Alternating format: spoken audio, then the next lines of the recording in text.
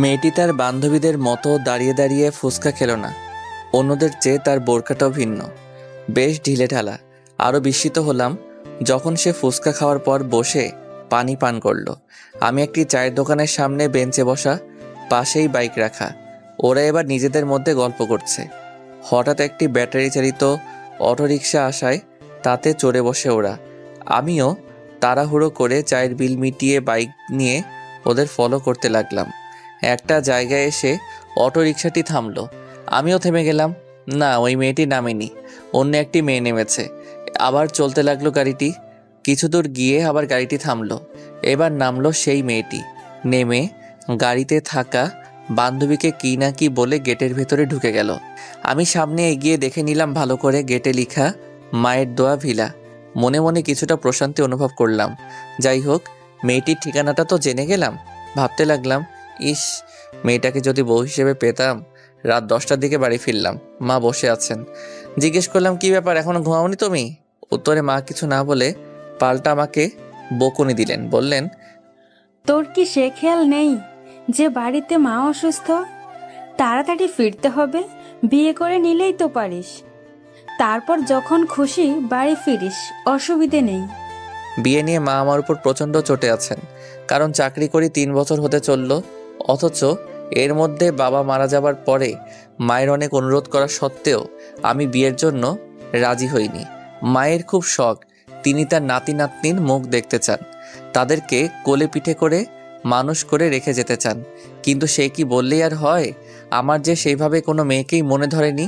এবার গিয়ে মায়ের কোলে বাধ্য ছেলের মতো শুয়ে পড়লাম।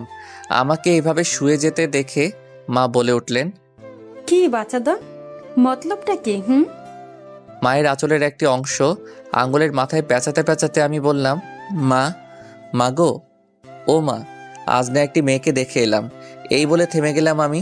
আমার মাথায় হাত বুলাতে বুলাতে এবার মা বললেন, ভালো কথা। তা মেয়েটার বাড়ি কোথায় আর কি করে?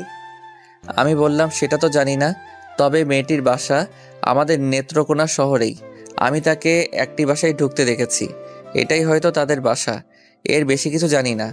মা বললেন, আচ্ছা ঠিক আছে, আমি যাব কাল ওদের বাসায়। কখন নিয়ে যাবি? কিছুটা অবাক হলাম। বললাম, কালই যেতে হবে তোমার? পরে গেলে হয় না?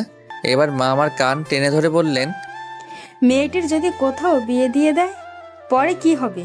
আর এখনো যে মেয়েটির বিয়ে হয়নি বা বিয়ে ঠিক হয়নি, সেটাও তো আমরা জানি না, তাই না? মায়ের কথাগুলো শুনে আমি আর কিছুই বলতে পারলাম না। চুপচাপ উঠে ডাইনিং রুমের দিকে চলে গেলাম। মা বাইকের পেছনে বসে থাকতে পারেন না, তাই সিএনজি নিয়ে রওনা হলাম। মা ছেলে বসে বসে পাত্রী দেখার বিভিন্ন বিষয় নিয়ে আলোচনা করছি। মাকে শিখিয়ে দিচ্ছি কোন প্রসঙ্গে কোন কথাটি বলতে হবে। কিন্তু মা আমার উপদেশ গ্রহণ করতে নারাজ। তিনি তার মতো করে সব কিছু করতে চান। আমাদের বাড়ি থেকে জেলা শহর সিএনজি যোগে 1 ঘন্টার পথ। আমাকে চাকরির সুবাদে সপ্তাহের 5 দিনই নেত্রকোনা থেকে কেন্দুয়ায় যাতায়াত করতে হয়, আর তাই বাইক কেনা। প্রতিমধ্যে মায়ের কথায় 4 কেজি বালিশ, মিষ্টি ও কিছু পান সুপারি কিনে সাথে নিয়ে নিলাম। খালি হাতে কি আর সম্বন্ধ দেখতে যাওয়া চলে? কিছুক্ষণ পরে গিয়ে মায়ের দোয়া বিলার সামনে সিএনজিটি থামলো। মাকে বললাম, মা, এটাই সেই বাসা। কাল এই বাসাতেই মেয়েটিকে ঢুকতে দেখেছিলাম। মা এবার হেসে বললেন, আল্লাহই ভালো জানেন, এই বাসাটা ওই মেয়েরই নাকি অন্য কারোর? আমি বললাম, অন্য কারোর বলতে কি বলতে চাইছো তুমি মা? আরে গাধা, বাসাটি তো মেয়েটির কোনো আত্মীয়ের বাসাও হতে পারে, অথবা সে এখানে টিউশনি পড়ায়, এমনও তো হতে পারে, তাই না? আমার মাথায় এত কিছু আসেনি আগে। ভাবলাম মা তো ঠিকই ধরেছেন, তাই তো তেমন কিছু তো হতে পারে। গেট খোলাই আছে, কি করব বুঝতেছি না। সিএনজি রিজার্ভ করে এনেছি। ড্রাইভার আমাদের এসব দেখে জিজ্ঞেস করলো, না জানিয়ে কি এসেছেন নাকি? জি ভাই, হুট করে না জানিয়েই আসা। এখন কি করব বুঝতেছি না। ড্রাইভার আমার দিকে তাকিয়ে মুচকি হেসে বলল, দাঁড়ান আপনারা, আমি দেখছি কি করা যায়। বাসাটির বিপরীত পার্শ্বে একটি চায়ের দোকান রয়েছে। ড্রাইভার সেখানে গিয়ে দোকানদারের সাথে কথা বলে এলো। এসে বলতে লাগলো, আপনারা তো ভুল জায়গায় চলে এসেছেন। ভুল জায়গায় মানে? এই বাসার মালিকের উপযুক্ত কোনো মেয়ে নেই। ছোট দুটি বাচ্চা আছে, মানে কিন্ডারগার্টেনে পড়ে এমন। বুঝতে পারলাম মায়ের ধারণায় সঠিক প্রমাণিত হলো। মাও শুনলেন ড্রাইভারের কথা। এবার মা বললেন, তুই এখানে দাঁড়া, আমি ভেতরে গিয়ে কথা বলে আসছি। আমি আর কিছু বললাম না, জানি এই ভুলের জন্যই আমার উপর দিয়ে সুনামি বয়ে যাবে। মা ভেতরে গেলেন, বাইরে বসে অপেক্ষা করতে লাগলাম আমি। প্রায় 15 মিনিট পর মা ফিরে আসলেন। বললাম, কিছু জানতে পারলে? মেয়েটি এখানে বাচ্চাদেরকে পড়াতে আসে, ফোন নাম্বার নিয়ে এসেছি। কি করবি এখন? ফোনে কথা বলে মেয়েটির বাসায় যাবি নাকি ফিরে যাবি? দেখো, তোমার কাছে যা ভালো মনে হয় করো। আমার দিকে একটি কাগজ বাড়িয়ে দিয়ে বললেন, এই নে, এতে মেয়েটির ফোন নাম্বার লেখা রয়েছে, কল দিয়ে আমাকে দে, কথা বলি। নম্বরটি ডায়াল করে মায়ের হাতে দিলাম ফোনটা। মা একটু দূরে চলে গেলেন কথা বলার জন্য। আমি চুপচাপ বসে রইলাম সিএনজিতে। ভাবতে লাগলাম, কপালে এসবও লেখা ছিল। মা এসে সিএনজিতে উঠে বসে বললেন, মেয়েটির মায়ের সাথে কথা হয়েছে, বাসায় যেতে বলল। আলহামদুলিল্লাহ। তা বাসার ঠিকানা বলেনি? বলেছে। এই বলে ড্রাইভারকে মেয়েটির বাসার ঠিকানা বললেন মা।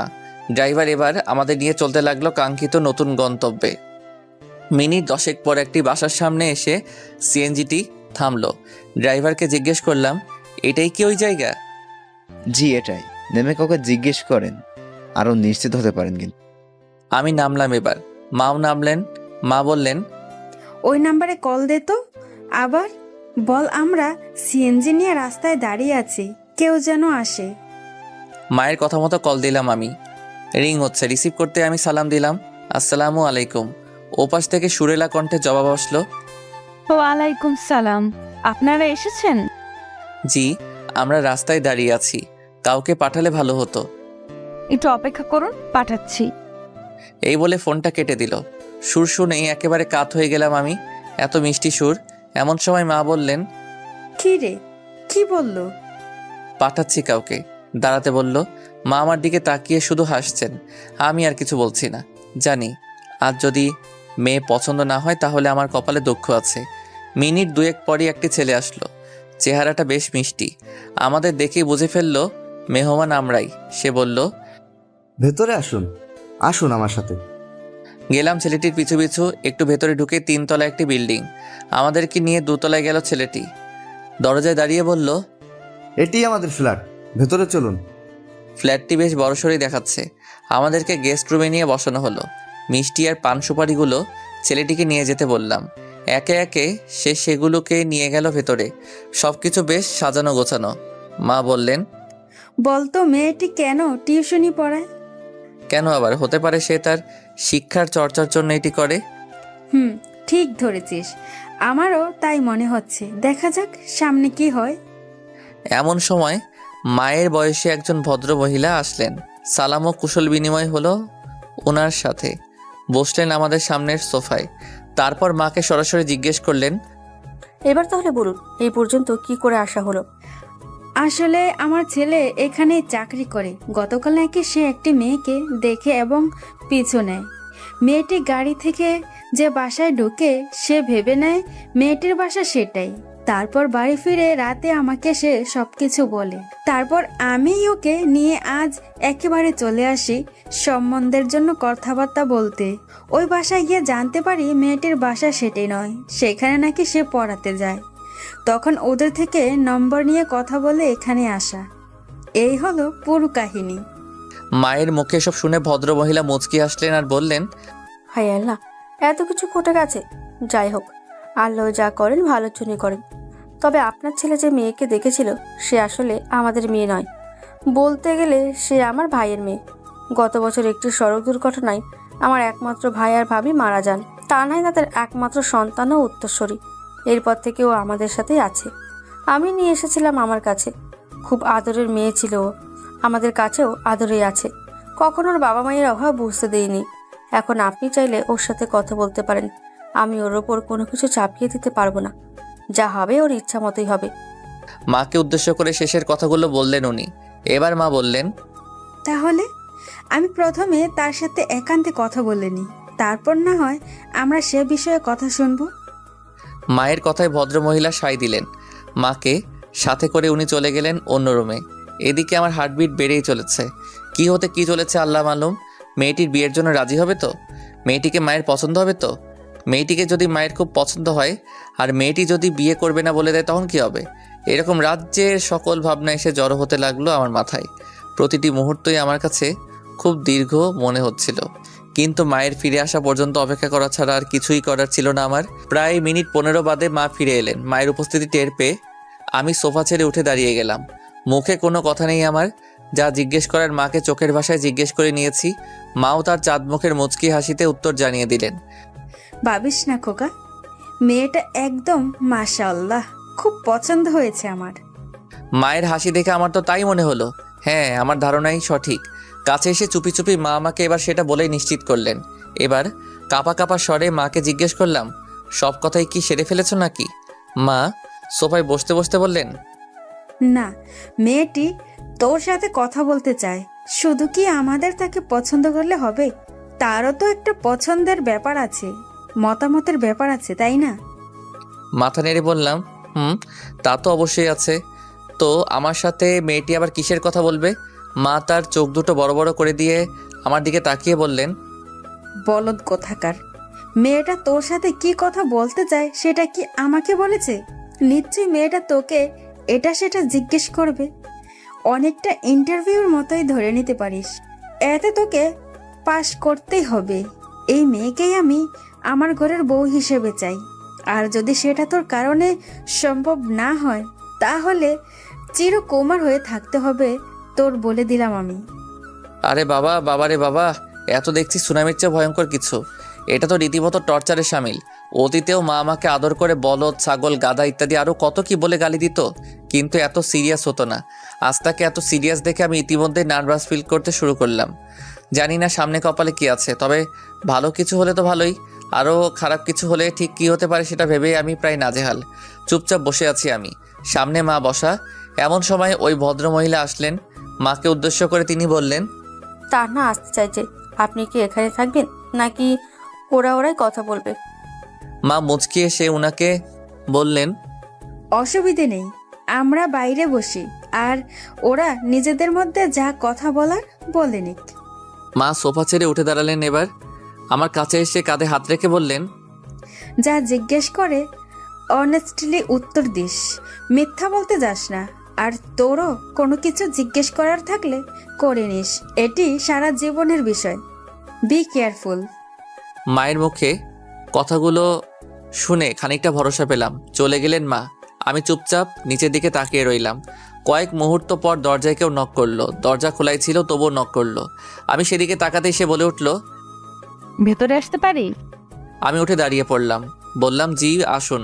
মুখের দিকে তাকানোর সাহস করতে পারলাম না আমি। পায়ের দিকে তাকালাম, না কিছুই দেখা গেল না। স্যালোয়ারটা একেবারে মেঝেতে ঘেঁষে ঘেঁষে আসছে। সোফার কাছে আসতেই বললাম, বসুন। বসলো সে, আমিও বসলাম। স্যালোয়ার কামিজ পরে এসেছে ও, মাথায় ওড়না দেওয়া। মুখটা দেখা যাচ্ছে না, বুঝে ফেললাম অযথাই দেখার, বৃথাই চেষ্টা করে কোনো লাভ নেই। নিজে থেকে দেখতে না দিলে দেখার সুযোগ পাবো না। গতকাল ফুচকা খাওয়ার সময় মুখটা ভালোভাবে দেখতে পারিনি, তবে যেটুকুই দেখেছিলাম সেইটুকু মাশাআল্লাহ একেবারে লাজবাব। চুপচাপ বসে রইলাম আমি। এমন সময় নীরবতা ভেঙে দিয়ে সে বলল, আপনার নাম কি? রিয়াদ আহমেদ ভুঁইয়া। আপনার নাম? সানজানা মেহজাবিন তানহা। কি করেন আপনি? সরকারি চাকরি।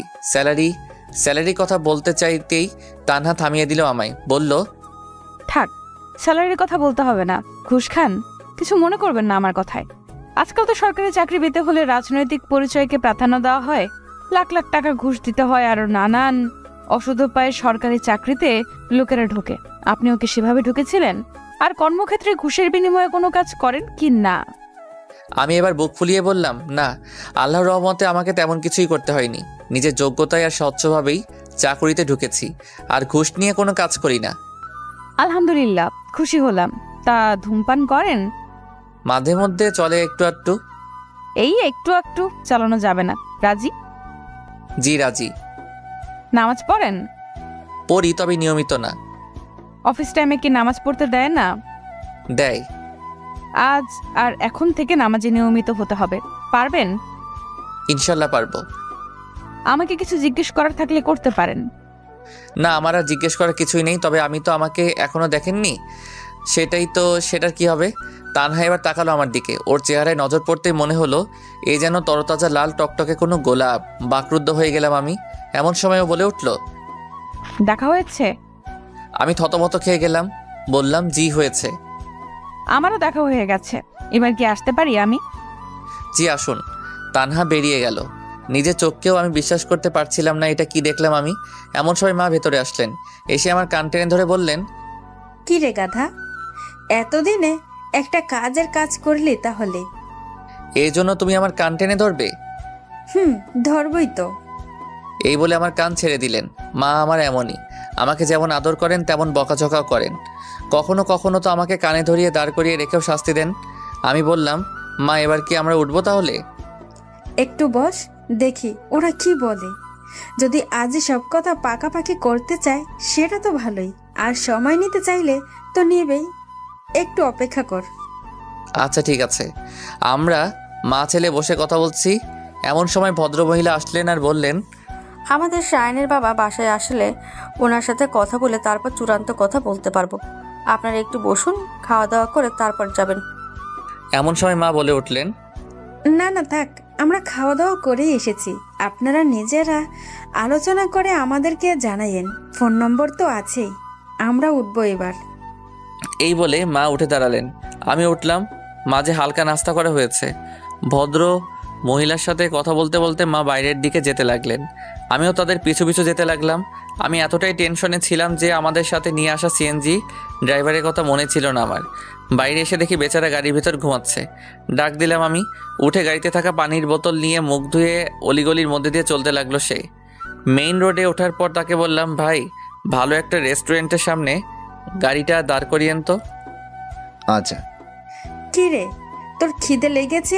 আগে বললেই তো পারতি, খেয়ে আসতি ওদের বাসা থেকে। না মা, আমার খিদে পাইনি।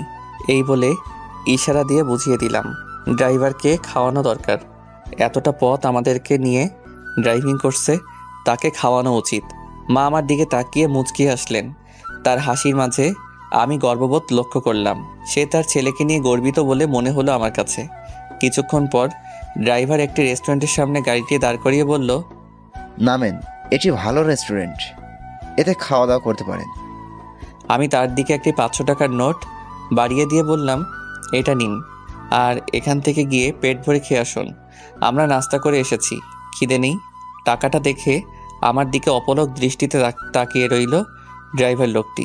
মুহূর্তেই যেন তার চোখ দুটো টলমল হয়ে গেল। সে টাকাটা নিবে কি নিবে না দ্বিধায় পড়ে গেল। এমন সময় মা বলে উঠলেন, টাকাটা নাও, গিয়ে খেয়ে এসো, আমরা বসছি। লোকটি এবার টাকাটা নিয়ে রেস্টুরেন্টের ভেতর চলে গেল। খুব ভালো লাগছিল আমার এই কাজে। মাও খুব খুশি হলেন। জানি না এমনটি করার তাড়না কোথা থেকে আসলো, তবে মনে হচ্ছিল খুব ভালো কিছুই হয়তো করেছি। সন্ধ্যার দিকে বাড়ি ফিরলাম আমরা। সচরাচর মা এমন জার্নি করেন না, তাই অনেকটা ক্লান্ত হয়ে পড়েছেন। আমিও কিছুটা ক্লান্ত। গোসল করে হালকা নাস্তা সেরে দিলাম এক ঘুম। তানহাকে কথা দিয়েছিলাম এখন থেকে নিয়মিত নামাজ আদায় করব। নামাজ যদিও আদায় করব একমাত্র মহান আল্লাহর জন্য, কিন্তু এটির জন্য তাগিদ দিয়েছে সে। তার কারণেই আজ ফজরের নামাজ আদায় করলাম।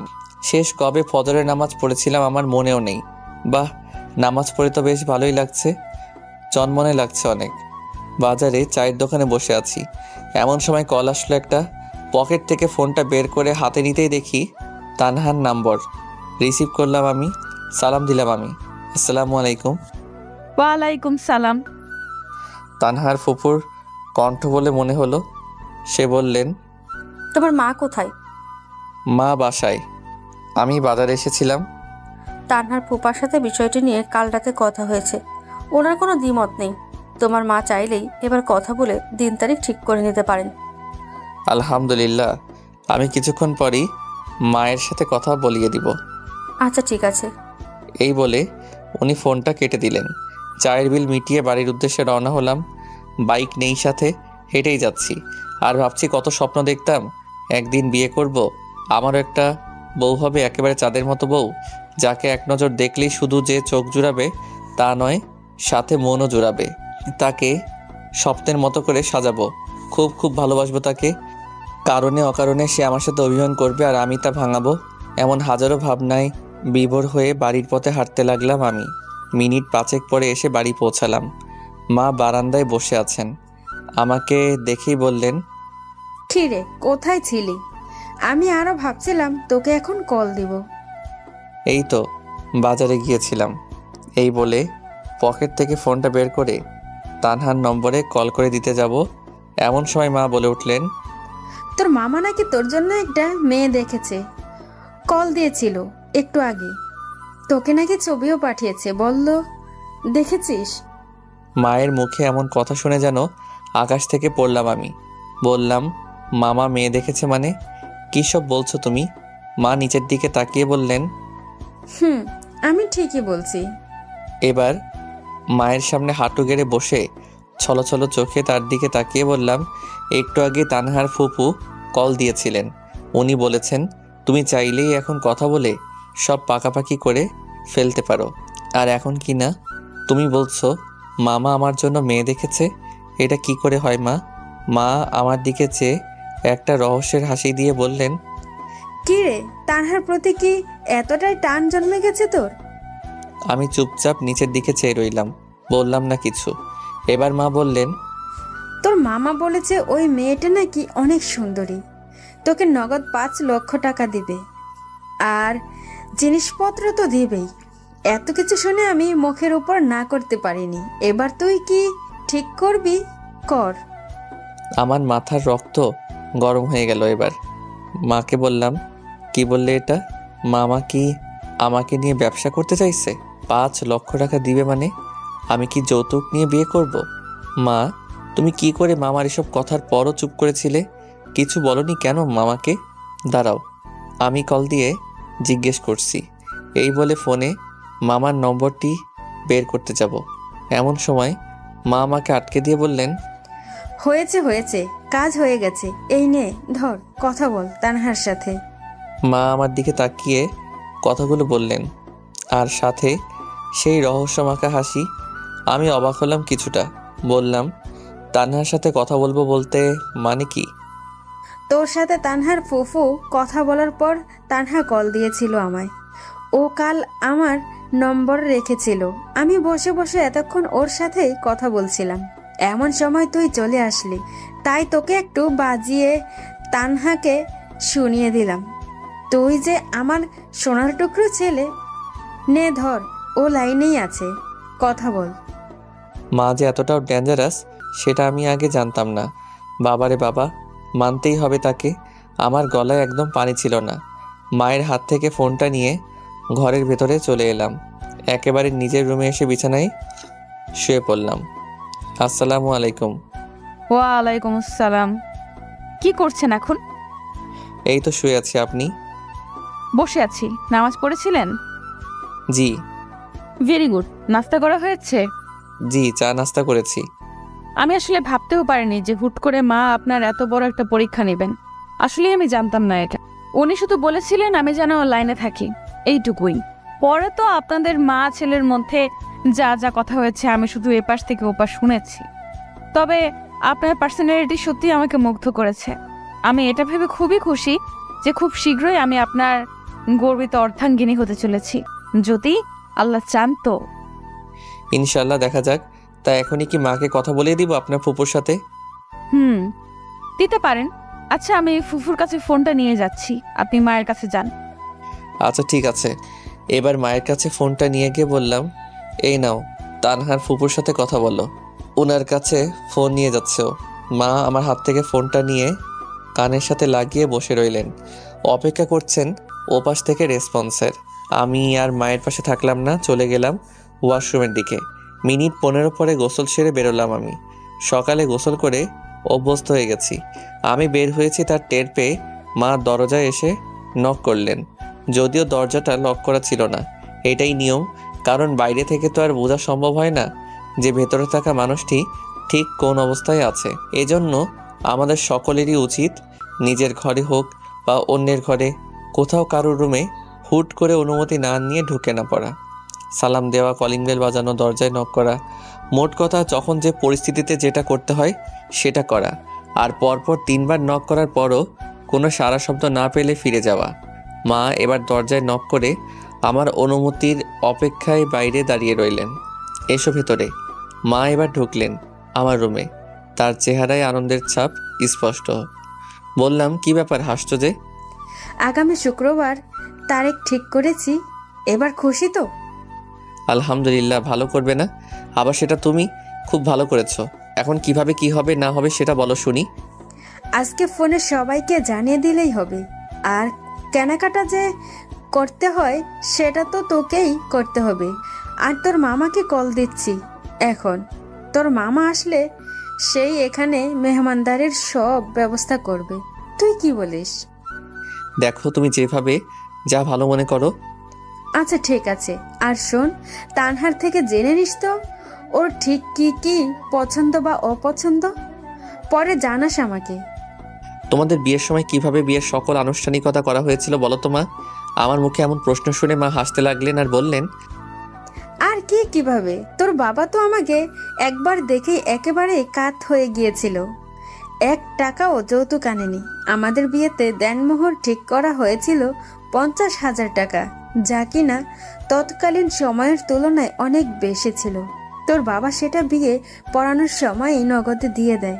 সেই দিনগুলোর কথা কি কখনো ভোলা যায়? বাবার সাথে বরযাত্রী কতজন গিয়েছিল? গিয়েছিল 15-20 জনের মতো। অনেকেই নাকি যেতে চেয়েছিল, কিন্তু তোর বাবাই নাকি তাদেরকে সাথে নেননি। তিনি বলেছিলেন, তোমাদের সবাইকে বৌভাতের দিন আমার বাড়িতে আমি মেহমানদারি করব। বরযাত্রায় এত মানুষ গিয়ে তাদের উপর জুলুম করার কোনো প্রয়োজন নেই। বাহ, চমৎকার।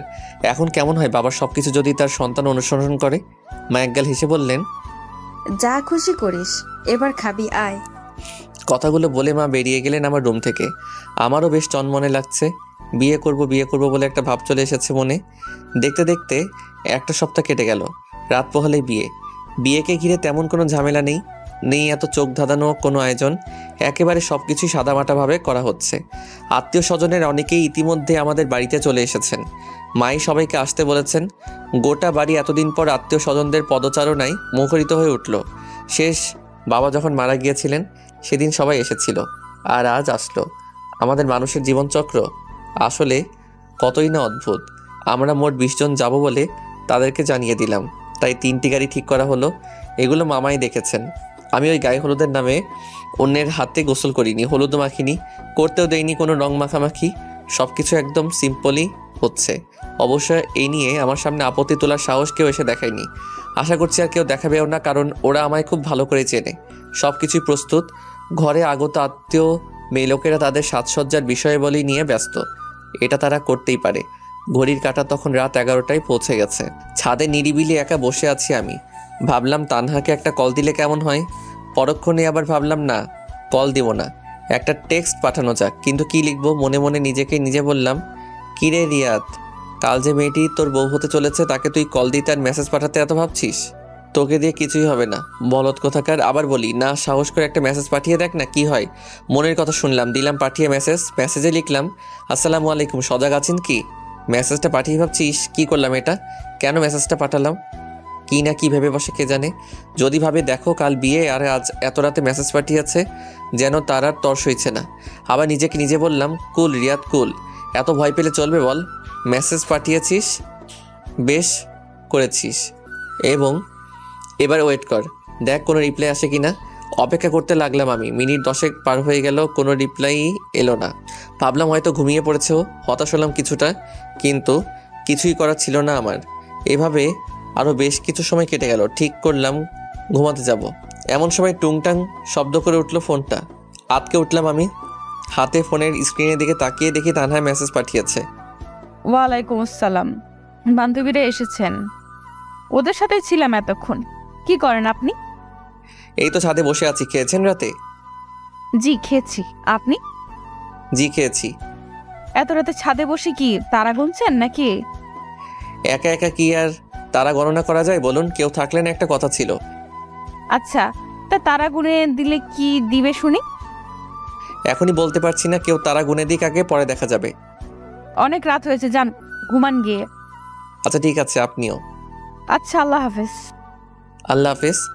অবশেষে এলো সেই কাঙ্ক্ষিত দিনটি। প্রতিটি মানুষের জীবনেই এই দিনটি একটি বিশেষ দিন। বিয়ে, হ্যাঁ বিয়ের দিন। আমাদের খেয়াল হলো জুম্মার নামাজে পড়ব নেত্রকোনার বড় মসজিদে গিয়ে। সে অনুযায়ী বেলা 12টার দিকে রওনা হলাম। আমাদের বাড়ি থেকে গাড়ি দিয়ে কেন্দুয়া বাজারে আসতে 1 মিনিটও লাগে না। বাজারে প্রবেশ করব অমনি ড্রাইভার হার্ড ব্রেক চেপে ধরল।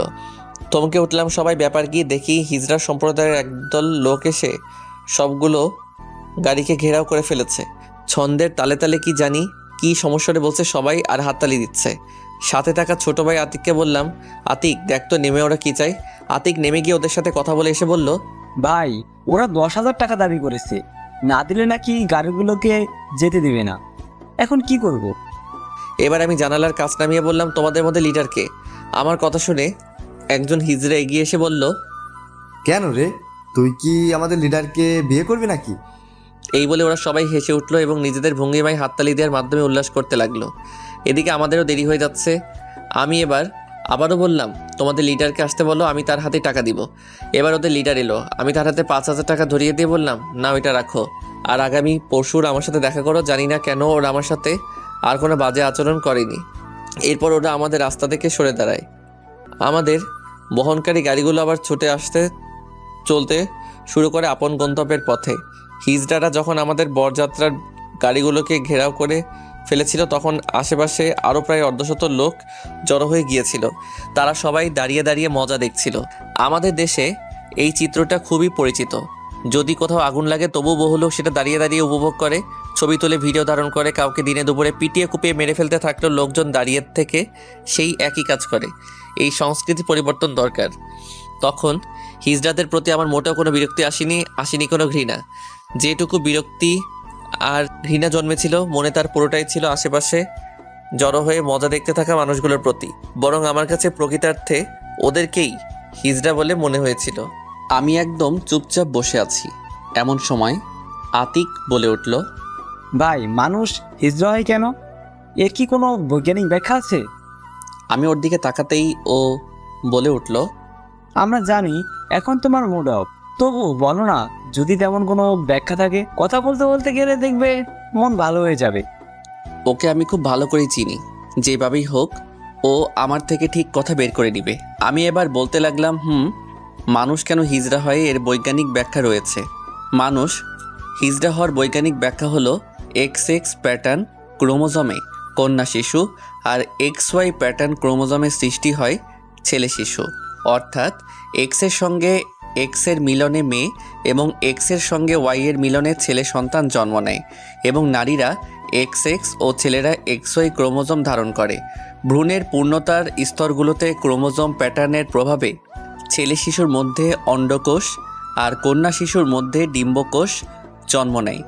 অন্ডকোষ থেকে নিঃসৃত হয় পুরুষ হরমোন অ্যান্ড্রোজেন এবং ডিম্বকোষ থেকে নিঃসৃত হয় অ্যাস্ট্রোজেন। এক্ষেত্রে ভ্রূণের বিকাশকালে নিষিক্তকরণ ও বিভাজনের ফলে বেশ কিছু অস্বাভাবিক প্যাটার্নের সৃষ্টি হয়, যেমন XXY অথবা XYY। এর ফলে বিভিন্ন গঠনের হিজড়া শিশুর জন্ম হয়। একটা ব্যাপার হলো, একটি হিজড়া শিশুকে পরিণত বয়সে যাওয়ার আগে যদি যথাযথ মেডিকেল ট্রিটমেন্ট করা হয় তাহলে বেশিরভাগ ক্ষেত্রেই তাকে সুস্থ করা সম্ভব। কিন্তু যখন বোঝা যায় সে সাধারণ আর 10 জনের থেকে আলাদা তখন আসলে অনেক দেরি হয়ে যায়। একইভাবে কোনো পুরুষ বা নারীও হিজড়া হতে পারেন। আতিক আমার মুখে কথাগুলো শুনে একেবারে অবাক হয়ে গেল। এবার আরও কৌতূহলী হয়ে বলল, আর ইসলাম কি বলে এটা সম্বন্ধে? আর ইসলামের দৃষ্টিতে এর ব্যাখ্যা পাওয়া যায়। হজরত ইবনে আব্বাস রাদিয়াল্লাহু তাআলা আনহু বলেন, হিজড়ারা জিনদের সন্তান। কোনো এক ব্যক্তি আব্বাস রাদিয়াল্লাহু তাআলা আনহুকে প্রশ্ন করেছিলেন, এটা কেমন হতে পারে? জবাবে তিনি বলেছিলেন যে মানুষ যেন তার স্ত্রীর মাসিক স্রাব চলাকালে যৌন সঙ্গম না করে। সুতরাং কোনো মহিলার সঙ্গে তার ঋতুস্রাব হলে শয়তান তার আগে থেকে এবং সেই শয়তান দ্বারা ওই মহিলা গর্ভবতী হয় ও হিজড়া সন্তান প্রসব করে। মানুষ ও জিনের যৌথ মিলনজাত সন্তানকে ইসলামে বলা হয় খুন্নাস।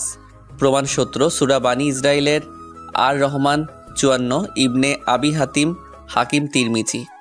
আসলে কি জানিস আতিক, কেউ তার নিজের দোষে হিজড়া হয় না। হিজড়া হওয়ার পেছনে তার নিজের কোনো হাত থাকে না। বর্তমানে বিশ্বের বহু দেশেই হিজড়াতের স্বীকৃতি রয়েছে। বাংলাদেশ সহ বিশ্বের বিভিন্ন দেশে তৃতীয় লিঙ্গের বা হিজড়াদের অবস্থান ধীরে ধীরে আরও দৃঢ় হচ্ছে। বাংলাদেশ তাদেরকে তৃতীয় লিঙ্গ হিসেবে স্বীকৃতি দেয় 2014 সালে। অস্ট্রেলিয়া ও নিউজিল্যান্ড 2011-12 সালে তৃতীয় লিঙ্গের জন্য নতুন নীতিমালা প্রণয়ন করেছে। ইউরোপীয় দেশগুলোর মধ্যে জার্মানি সর্বপ্রথম হিজড়া জনগোষ্ঠীকে অনির্ধারিত লিঙ্গ হিসেবে জন্মসনদ নিবন্ধনের মাধ্যমে স্বীকৃতি দেয়। ভারত 2014 সালের এপ্রিলে তৃতীয় লিঙ্গকে স্বীকৃতি দেয় এবং পাকিস্তান সরকারও 2009 সালে হিজড়াদের জন্য জাতীয় পরিচয়পত্র প্রণয়ন করে। যদিও মালদ্বীপ সহ আরও 54টি দেশ জাতিসংঘ কর্তৃক ঘোষিত লিঙ্গ পরিচিতির বিরোধিতা করে আসছে।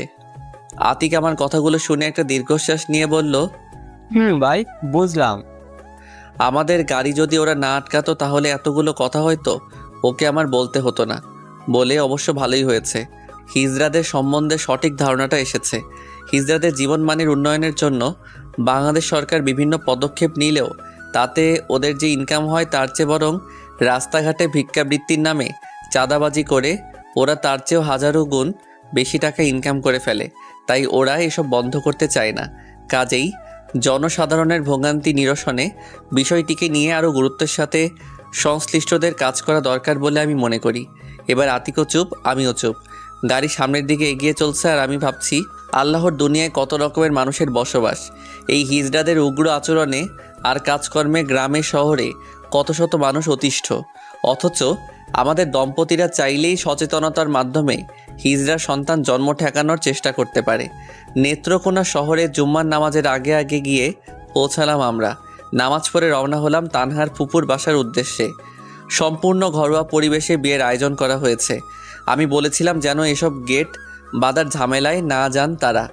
কথা শুনেছেন আমার? অনেক সময় দেখা যায় গেট পাশের টাকা নিয়ে কথা কাটাকাটিতে দ্বন্দ্বে জড়িয়ে হতাহতের ঘটনা ঘটে, এমনকি তার জেরে বিয়ে পর্যন্ত ভেঙে যায়। আমাদের আগমনের খবর পেয়ে তারা এসে সাদরে গ্রহণ করে নেয় আমাদের।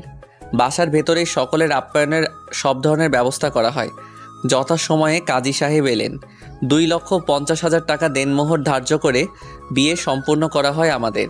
এতে তানহারও মত ছিল, কারণ দেনমোহর কত হবে না হবে এটা নিয়ে পাত্রী চাইলেই ডিমান্ড করার অধিকার রাখে, কেননা এর উপর কেবলমাত্র তারই হক বা অধিকার রয়েছে। অবশেষে সন্ধ্যা নামার আগেই আমরা রওনা হলাম বাড়ির উদ্দেশ্যে। নিজের বাবা মাকে হারানোর পর ফুপা ফুপুর কাছেই ছিল তানহা।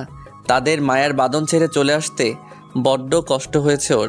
খুব কান্নাকাটি করেছে, আর এতটাই কান্নাকাটি করেছে যে সে এখন একেবারে গা ছেড়ে দিয়ে ঘুমিয়ে পড়েছে।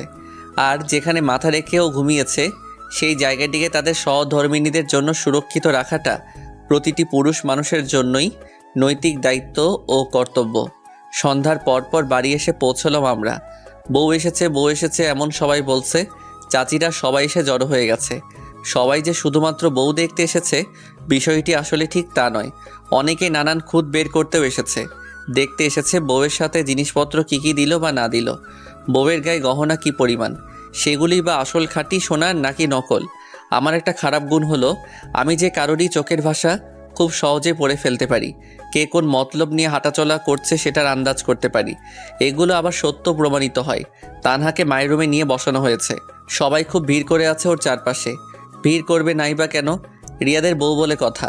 আমি রুমে যাব এমন সময় কানে ভেসে আসলো একটি কথা, দেখেছি শুধু সুন্দরী বউই এনেছে, আর কিছু আনতে পারিনি। গলার স্বরটা আমার পরিচিত। হ্যাঁ, বারান্দায় থেকে কথাটি বলেছে কেউ। গেলাম আমি। আমাকে এভাবে সামনে ওরা কেউ আশা করেনি তখন।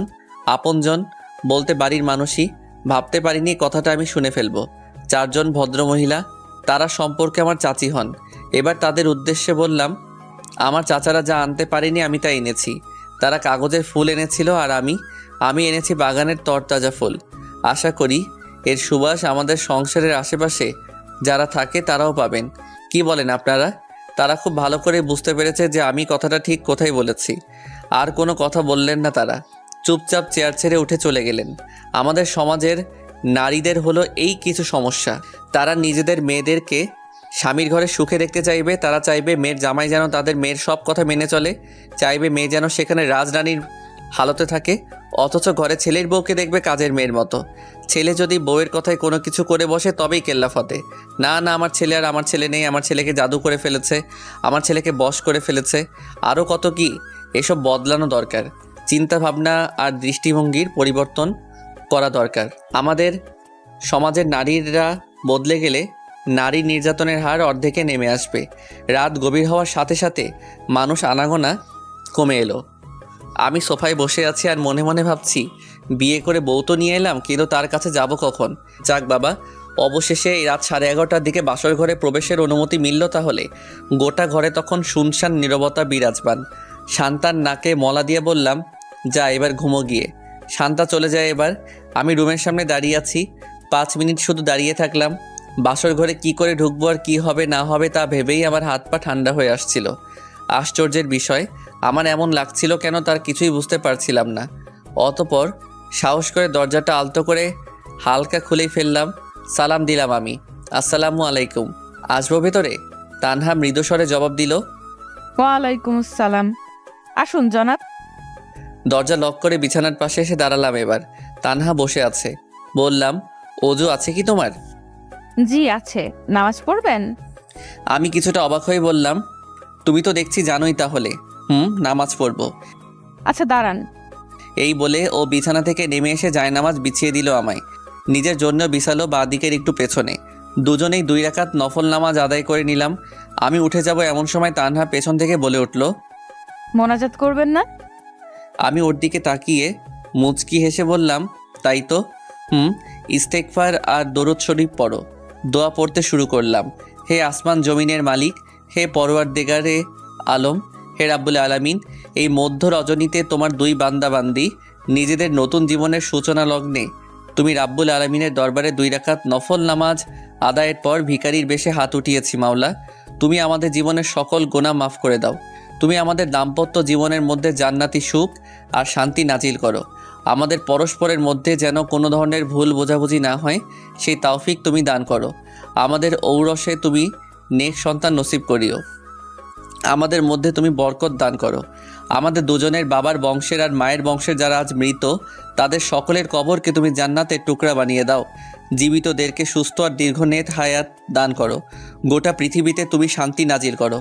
আমিন ইয়া রাব্বুল আলামিন। মোনাজাত শেষ হতেই তানহা পেছন থেকে এসে জড়িয়ে ধরলো আমায়। কিছুটা অবাক হলাম আর বললাম, কি ব্যাপার, পড়ছো কি? আপনি মাদ্রাসায় পড়েছেন তাই না? হ্যাঁ, জানতে না তুমি? কে বলেছে যে জানবো?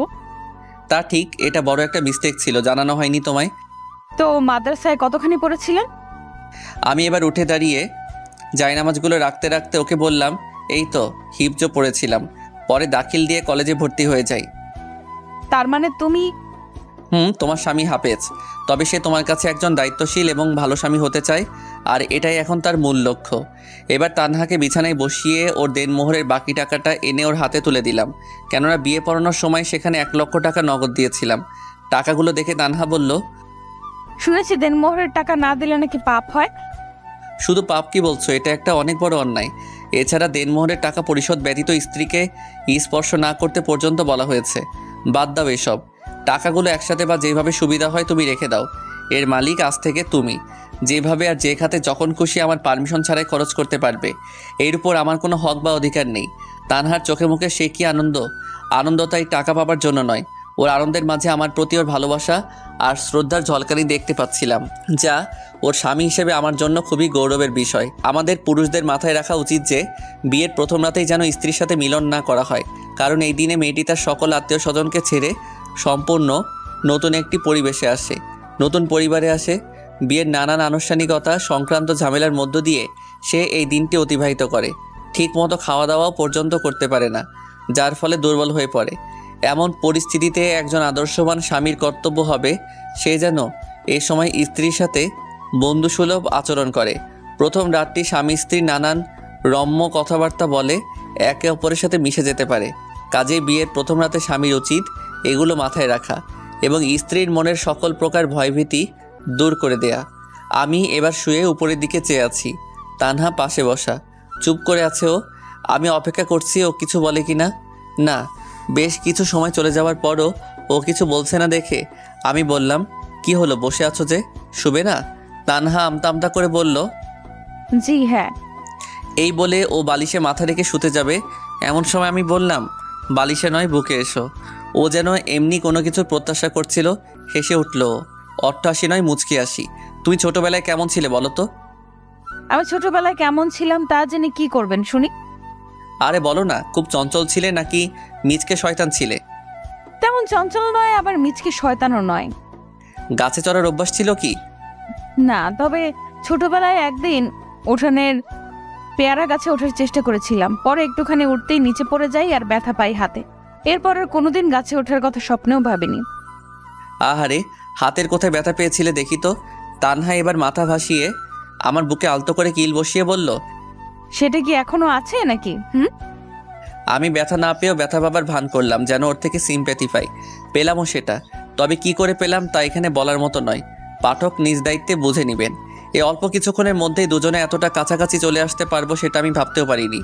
আমাকে স্বাভাবিক দেখেও বলল, তা জনাব, ঘুমাবেন না? সারা জীবনই তো ঘুমাবো, আজকে রাতটা না হয় নির্ঘুমই কাটুক। আচ্ছা বলুন তো, স্ত্রীকে কখনোই কাদের সম্পর্ক তুলে বকাঝকা করতে নেই? আমি জেনেও সঠিক উত্তরটা দিলাম না। জানি ভুল কিছু বললে ও যদি আমাকে ভুল ধরতে পারে এবং সেটার সঠিক জবাবটা আমায় বলতে পারে, তাহলে ওর মনটা অনেকটাই ফুরফুরে হয়ে যাবে। তাই বললাম, কি নিয়ে আবার? স্ত্রীদেরকে কখনোই খাবার দাবার সম্পর্কে বকাঝকা করতে নেই। তানহা বলল, মোটেই না, ভুল বলেছেন আপনি। তাহলে সঠিক উত্তরটা কি হবে শুনি? স্ত্রীদের কখনোই তাদের বাপের বাড়ির সম্পর্ক টেনে বা তাদের মা বাবার সম্পর্ক টেনে বকাঝকা করতে নেই। এতে সরাসরি ওদের কলিজায় গিয়ে আঘাত করে, খুব কষ্ট পায় তারা। তাই নাকি? আচ্ছা, বিষয়টা মাথায় থাকবে। তা তোমার কি কি পছন্দ আর অপছন্দ বলো তো শুনি। এতদিন নিজের একটা পছন্দ অপছন্দের বিষয় ছিল, কিন্তু আজ থেকে আমার পছন্দ আর অপছন্দটা নির্ভর করবে আপনাকে ঘিরে। সেটা আবার কিভাবে?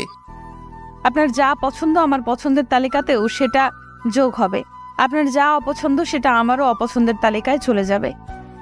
কিন্তু এটা কেন? দেখুন, একজন মেয়ে লোক জন্মের পর তার ভরণ পোষণের সকল প্রকার দায় দায়িত্ব থাকে তার বাবা মায়ের উপর, এবং সেটা বিয়ের আগ পর্যন্ত। বিয়ের পর সেটা দায়িত্ব গিয়ে অর্পিত হয় স্বামীর উপর। স্বামীর ভালো লাগা মন্দ লাগাকে প্রাধান্য দেওয়াটা স্ত্রীর জন্য অবশ্যই কর্তব্য, আর আমিও সেটাই করব, যেন আমার স্বামী আমাকে নিয়ে সন্তুষ্ট থাকে এবং শুধুমাত্র আমাকেই তার সবটা দিয়ে মনে প্রাণে ভালোবাসেন। আমি ওর কথাগুলো যতই শুনছিলাম ততই অবাক হচ্ছিলাম। বললাম, আমি কি পারবো তোমার যথাযথ সম্মান আর মর্যাদা দিয়ে আমার বউ করে রাখতে? পারবেন না কেন? আমার যথেষ্ট ভরসা রয়েছে আপনি পারবেন, এবং সেটা খুব ভালোভাবেই। আমি চেষ্টা করব একজন স্বামী হিসেবে তোমার সব ধরনের অধিকার সুনিশ্চিত করার, তোমাকে নিজের সাধ্যমতো সবটুকু দিয়ে সুখী রাখার। তোমার কাছে আমার আবেদন থাকবে, কখনো আমার অবাধ্য হয়েও না, কখনো আমার মায়ের সাথে অসদাচরণ করো না। আমার সকল আত্মীয় স্বজনকে তুমি নিজের আপনজন হিসেবেই দেখবে, আমিও তোমার সকল আত্মীয় স্বজনকে দেখব সাধ্যমতো সবটুকু দিয়ে। দেখব, আপনি যা যা বলবেন আমি তাই তাই করব, কখনো অবাধ্য হব না। আমি এবার ওকে আমাদের বাড়ির মহিলাদের সম্বন্ধে পুরো ধারণা দিয়ে দিলাম। কোন মহিলা কেমন, কার সাথে কিভাবে কথা বলতে হবে, কাকে কি বললে বেশি খুশি হবে, কাকে ভুলেও কখনো কোন কথাটি বলা যাবে না, কিভাবে চললে আমাদের বাড়ির মানুষ তাকে একজন আদর্শ মানুষ হিসেবে সম্মানের চোখে দেখবে এবং মূল্যায়ন করবে, তার 16 কলা ওকে বলে দিলাম আমি। আর এইভাবে কিছু খুনসুটি, কিছু হাসি, কিছু রোমান্টিকতা আর কিছু বর্ণনাতীত মুহূর্তের মধ্য দিয়ে রাত পার করে দিলাম দুজনে। সকালে আমি একটু ঘুমিয়ে পড়েছিলাম, কেউ মাথায় হাত বুলিয়ে দিচ্ছে টের পেয়ে চোখ মেললাম আমি। ঝাপসা চোখে তানহার মুখের হাসিটা দেখতে পেয়ে মন জুড়িয়ে গেল। বললাম, কখন উঠলে? নামাজের পর ঘুমাওনি? পরে ঘুমিয়ে নেব, কাজ করছিলাম একটু। চা এনেছি, পান করে নিন। এই বলে ও চায়ের কাপটি এগিয়ে দিল আমার দিকে। এক চুমুক চা মুখে দিয়ে চিনি কম হওয়ার ছুতোয় ওকে কাছে টেনে নিলাম আমি, জড়িয়ে ধরে পান করে নিলাম অমৃত সুধা। হাই বন্ধুরা, গল্পটা কেমন লাগলো অবশ্যই কমেন্ট করে জানাবেন। আর যারা এখনও চ্যানেলটিকে সাবস্ক্রাইব করেনি তারা অবশ্যই প্রেমের তাজমহল চ্যানেলটি সাবস্ক্রাইব করে রাখুন।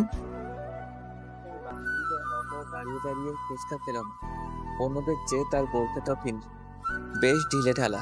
আরও বিস্মিত হলাম যখন সে ফুচকা খাওয়ার পর বসে পানি পান করলো। আমি একটি চায়ের দোকানের সামনে বেঞ্চে বসা, পাশেই বাইক রাখা।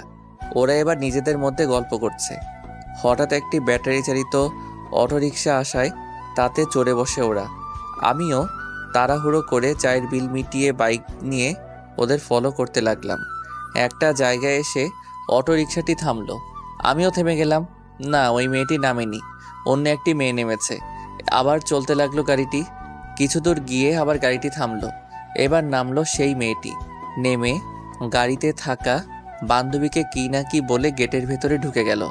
আমি সামনে এগিয়ে দেখে নিলাম ভালো করে গেটে লেখা মায়ের দোয়া ভিলা। মনে মনে কিছুটা প্রশান্তি অনুভব করলাম। যাই হোক, মেয়েটির ঠিকানাটা তো জেনে গেলাম। ভাবতে লাগলাম, ইস, মেয়েটাকে যদি বউ হিসেবে পেতাম। রাত 10টার দিকে বাড়ি ফিরলাম। মা বসে আছেন। জিজ্ঞেস করলাম, কি ব্যাপার, এখনো ঘুমাওনি তুমি? উত্তরে মা কিছু না বলে পাল্টা আমাকে বকুনি দিলেন। বললেন, তোর কি সে খেয়াল নেই যে বাড়িতে মা অসুস্থ? তাড়াতাড়ি ফিরতে হবে, বিয়ে করে নিলেই তো পারিস। তারপর যখন খুশি বাড়ি ফিরিস, অসুবিধে নেই। বিয়ে নিয়ে মা আমার উপর প্রচণ্ড চটে আছেন। কারণ চাকরি করি 3 বছর হতে চলল। অথচ এর মধ্যে বাবা মারা যাবার পরে মায়ের অনেক অনুরোধ করা সত্ত্বেও আমি বিয়ের জন্য রাজি হইনি। মায়ের খুব শখ, তিনি তার নাতি নাতনির মুখ দেখতে চান, তাদেরকে কোলে পিঠে করে মানুষ করে রেখে যেতে চান। কিন্তু সে কি বললেই আর হয়? আমার যে সেইভাবে কোনো মেয়েকেই মনে ধরেনি। এবার গিয়ে মায়ের কোলে বাধ্য ছেলের মতো শুয়ে পড়লাম। আমাকে এভাবে শুয়ে যেতে দেখে মা বলে উঠলেন, কি বাচ্চাদা, মতলবটা কি? মায়ের আঁচলের একটি অংশ আঙুলের মাথায় পেঁচাতে পেঁচাতে আমি বললাম, মা গো, ও মা, আজ না একটি মেয়েকে দেখে এলাম। এই বলে থেমে গেলাম আমি। আমার মাথায় হাত বুলাতে বুলাতে এবার মা বললেন, ভালো কথা। তা মেয়েটার বাড়ি কোথায় আর কি করে? আমি বললাম, সেটা তো জানি না, তবে মেয়েটির বাসা আমাদের নেত্রকোনা শহরেই। আমি তাকে একটি বাসায় ঢুকতে দেখেছি, এটাই হয়তো তাদের বাসা, এর বেশি কিছু জানি না। মা বললেন, আচ্ছা ঠিক আছে, আমি যাব কাল ওদের বাসায়। কখন নিয়ে যাবি? কিছুটা অবাক হলাম। বললাম, কালই যেতে হবে তোমার? পরে গেলে হয় না? এবার মা আমার কান টেনে ধরে বললেন, মেয়েটির যদি কোথাও বিয়ে দিয়ে দেয়, পরে কি হবে? আর এখনো যে মেয়েটির বিয়ে হয়নি বা বিয়ে ঠিক হয়নি, সেটাও তো আমরা জানি না, তাই না? মায়ের কথাগুলো শুনে আমি আর কিছুই বলতে পারলাম না। চুপচাপ উঠে ডাইনিং রুমের দিকে চলে গেলাম। মা বাইকের পেছনে বসে থাকতে পারেন না, তাই সিএনজি নিয়ে রওনা হলাম। মা ছেলে বসে বসে পাত্রী দেখার বিভিন্ন বিষয় নিয়ে আলোচনা করছি। মাকে শিখিয়ে দিচ্ছি কোন প্রসঙ্গে কোন কথাটি বলতে হবে। কিন্তু মা আমার উপদেশ গ্রহণ করতে নারাজ। তিনি তার মতো করে সব কিছু করতে চান। আমাদের বাড়ি থেকে জেলা শহর সিএনজি যোগে 1 ঘন্টার পথ। আমাকে চাকরির সুবাদে সপ্তাহের 5 দিনই নেত্রকোনা থেকে কেন্দুয়ায় যাতায়াত করতে হয়, আর তাই বাইক কেনা। প্রতিমধ্যে মায়ের কথায় 4 কেজি বালিশ, মিষ্টি ও কিছু পান সুপারি কিনে সাথে নিয়ে নিলাম। খালি হাতে কি আর সম্বন্ধ দেখতে যাওয়া চলে? কিছুক্ষণ পরে গিয়ে মায়ের দোয়া বিলার সামনে সিএনজিটি থামলো। মাকে বললাম, মা, এটাই সেই বাসা। কাল এই বাসাতেই মেয়েটিকে ঢুকতে দেখেছিলাম। মা এবার হেসে বললেন, আল্লাহই ভালো জানেন, এই বাসাটা ওই মেয়েরই নাকি অন্য কারোর? আমি বললাম, অন্য কারোর বলতে কি বলতে চাইছো তুমি মা? আরে গাধা, বাসাটি তো মেয়েটির কোনো আত্মীয়ের বাসাও হতে পারে, অথবা সে এখানে টিউশনি পড়ায়, এমনও তো হতে পারে, তাই না? আমার মাথায় এত কিছু আসেনি আগে। ভাবলাম মা তো ঠিকই ধরেছেন, তাই তো তেমন কিছু তো হতে পারে। গেট খোলাই আছে, কি করব বুঝতেছি না। সিএনজি রিজার্ভ করে এনেছি। ড্রাইভার আমাদের এসব দেখে জিজ্ঞেস করলো, না জানিয়ে কি এসেছেন নাকি? জি ভাই, হুট করে না জানিয়েই আসা, এখন কি করব বুঝতেছি না। ড্রাইভার আমার দিকে তাকিয়ে মুচকি হেসে বলল, দাঁড়ান আপনারা, আমি দেখছি কি করা যায়। বাসাটির বিপরীত পাশে একটি চায়ের দোকান রয়েছে। ড্রাইভার সেখানে গিয়ে দোকানদারের সাথে কথা বলে এলো। এসে বলতে লাগলো, আপনারা তো ভুল জায়গায় চলে এসেছেন। ভুল জায়গায় মানে? এই বাসার মালিকের উপযুক্ত কোনো মেয়ে নেই, ছোট 2টি বাচ্চা আছে, মানে কিন্ডারগার্টেনে পড়ে এমন। বুঝতে পারলাম। মায়ের ধারণাই সঠিক প্রমাণিত হলো। মাও শুনলেন ড্রাইভারের কথা। এবার মা বললেন, তুই এখানে দাঁড়া, আমি ভেতরে গিয়ে কথা বলে আসছি। আমি আর কিছু বললাম না, জানি এই ভুলের জন্যই আমার উপর দিয়ে সুনামি বয়ে যাবে। মা ভেতরে গেলেন। বাইরে বসে অপেক্ষা করতে লাগলাম আমি। প্রায় 15 মিনিট পর মা ফিরে আসলেন। বললাম, কিছু জানতে পারলে? মেয়েটি এখানে বাচ্চাদেরকে পড়াতে আসে, ফোন নাম্বার নিয়ে এসেছি। কি করবি এখন? ফোনে কথা বলে মেয়েটির বাসায় যাবি নাকি ফিরে যাবি? দেখো, তোমার কাছে যা ভালো মনে হয় করো। আমার দিকে একটি কাগজ বাড়িয়ে দিয়ে বললেন, এই নে, এতে মেয়েটির ফোন নাম্বার লেখা রয়েছে, কল দিয়ে আমাকে দে, কথা বলি। নম্বরটি ডায়াল করে মায়ের হাতে দিলাম ফোনটা। মা একটু দূরে চলে গেলেন কথা বলার জন্য। আমি চুপচাপ বসে রইলাম সিএনজিতে। ভাবতে লাগলাম কপালে এসবও লেখা ছিল। মা এসে সিএনজিতে উঠে বসে বললেন, মেয়েটির মায়ের সাথে কথা হয়েছে, বাসায় যেতে বলল। আলহামদুলিল্লাহ। তা বাসার ঠিকানা বলেনি? বলেছে। এই বলে ড্রাইভারকে মেয়েটির বাসার ঠিকানা বললেন মা। ড্রাইভার এবার আমাদের নিয়ে চলতে লাগলো কাঙ্ক্ষিত নতুন গন্তব্যে। মিনিট 10 পর একটি বাসার সামনে এসে সিএনজিটি থামলো। ড্রাইভারকে জিজ্ঞেস করলাম, এটাই কি ওই জায়গা? নেমে কাউকে জিজ্ঞেস করেন, আরও নিশ্চিত হতে পারেননি। আমি নামলাম এবার। মাও নামলেন। মা বললেন, ওই নাম্বারে কল দে তো, আবার বল আমরা সিএনজি নিয়ে রাস্তায় দাঁড়িয়ে আছি, কেউ যেন আসে।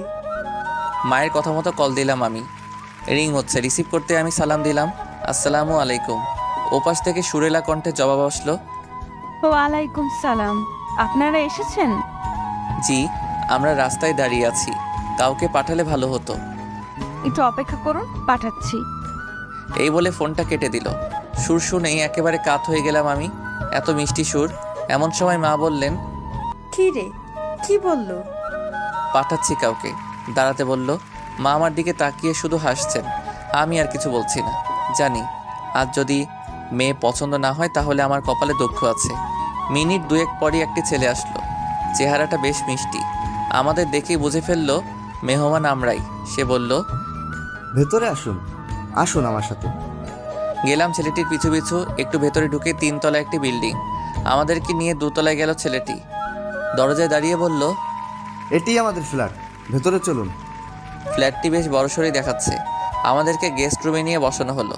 মিষ্টি আর পান সুপারিগুলো ছেলেটিকে নিয়ে যেতে বললাম। একে একে সে সেগুলোকে নিয়ে গেল ভেতরে। সব কিছু বেশ সাজানো গোছানো। মা বললেন, বলতো মেয়েটি কেন টিউশনি পড়ায়? কেন আবার? হতে পারে সে তার শিক্ষার চর্চার জন্য এটি করে। ঠিক ধরেছিস, আমারও তাই মনে হচ্ছে। দেখা যাক সামনে কি হয়। এমন সময় মায়ের বয়সী একজন ভদ্র মহিলা আসলেন। সালাম ও কুশল বিনিময় হলো ওনার সাথে। বসলেন আমাদের সামনের সোফায়। তারপর মাকে সরাসরি জিজ্ঞেস করলেন, এবার তাহলে বলুন, এই পর্যন্ত কি করে আসা হলো? আসলে আমার ছেলে এখানে চাকরি করে। গতকাল নাকি সে একটি মেয়েকে দেখে এবং পিছু নেয়। মেয়েটি গাড়ি থেকে যে বাসায় ঢুকে সে ভেবে নেয় মেয়েটির বাসা সেটাই। তারপর বাড়ি ফিরে রাতে আমাকে সে সব কিছু বলে। তারপর আমি ওকে নিয়ে আজ একেবারে চলে আসি সম্বন্ধের জন্য কথাবার্তা বলতে। ওই বাসায় গিয়ে জানতে পারি মেয়েটির বাসা সেটাই নয়, সেখানে নাকি সে পড়াতে যায়। তখন ওদের থেকে নম্বর নিয়ে কথা বলে এখানে আসা। এই হলো পুরো কাহিনী। মায়ের মুখে সব শুনে ভদ্র মহিলা মুচকি আসলেন আর বললেন, হায় আল্লাহ, এত কিছু ঘটে গেছে। যাই হোক, আল্লাহ যা করেন ভালোর জন্যই করেন।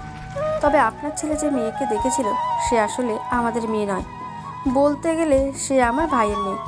গত বছর একটি সড়ক দুর্ঘটনায় আমার একমাত্র ভাই আর ভাবি মারা যান। তা নয় তাদের একমাত্র সন্তান ও উত্তরসূরি। এরপর থেকে ও আমাদের সাথেই আছে। আমি নিয়ে এসেছিলাম আমার কাছে। খুব আদরের মেয়ে ছিল ও, আমাদের কাছেও আদরেই আছে। কখনো ওর বাবা মায়ের অভাব বুঝতে দিইনি। এখন আপনি চাইলে ওর সাথে কথা বলতে পারেন। আমি ওর ওপর কোনো কিছু চাপিয়ে দিতে পারবো না। যা হবে ওর ইচ্ছা মতোই হবে। মাকে উদ্দেশ্য করে শেষের কথাগুলো বললেন উনি। এবার মা বললেন, তাহলে আমি প্রথমে তার সাথে একান্তে কথা বলে নিই, তারপর না হয় আমরা সে বিষয়ে কথা শুনবো। মায়ের কথায় ভদ্রমহিলা সায় দিলেন। মাকে সাথে করে উনি চলে গেলেন অন্য রুমে। এদিকে আমার হার্টবিট বেড়েই চলেছে। কি হতে কি চলেছে আল্লাহ মালুম। মেয়েটির বিয়ের জন্য রাজি হবে তো? মেয়েটিকে মায়ের পছন্দ হবে তো? মেয়েটিকে যদি মায়ের খুব পছন্দ হয় আর মেয়েটি যদি বিয়ে করবে না বলে দেয় তখন কি হবে? এরকম রাজ্যের সকল ভাবনা এসে জড়ো হতে লাগলো আমার মাথায়। প্রতিটি মুহূর্তই আমার কাছে খুব দীর্ঘ মনে হচ্ছিল। কিন্তু মায়ের ফিরে আসা পর্যন্ত অপেক্ষা করা ছাড়া আর কিছুই করার ছিল না আমার। প্রায় মিনিট 15 বাদে মা ফিরে এলেন। মায়ের উপস্থিতি টের পেয়ে আমি সোফা ছেড়ে উঠে দাঁড়িয়ে গেলাম। মুখে কোনো কথা নেই আমার। যা জিজ্ঞেস করার মাকে চোখের ভাষায় জিজ্ঞেস করে নিয়েছি। মাও তার চাঁদ মুখের মুচকি হাসিতে উত্তর জানিয়ে দিলেন, ভাবিস না খোকা, মেয়েটা একদম মাশাআল্লাহ খুব পছন্দ হয়েছে আমার। মায়ের হাসি দেখে আমার তো তাই মনে হলো। হ্যাঁ, আমার ধারণাই সঠিক।